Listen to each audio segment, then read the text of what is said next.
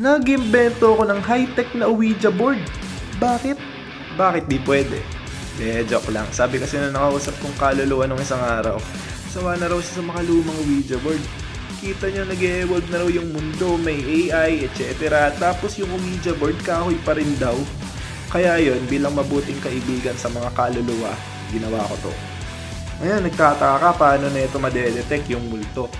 Di ba sabi pag bigla ka ng lamig, may multo raw sa paligid. Kaya ginamitan natin ng temperature sensor para pag bigla siya ng lamig, alam mo na.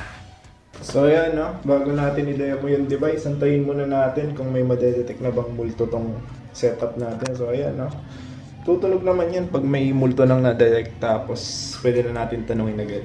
Antayin lang natin. Gago, meron na yun. Di pa ako ready. Make sure natin kung multo talaga yun guys no.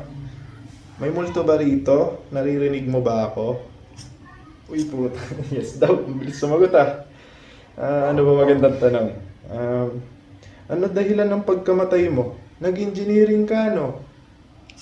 Uy, putik engineer pala to, kaya pala marunong kumausap ng Arduino eh.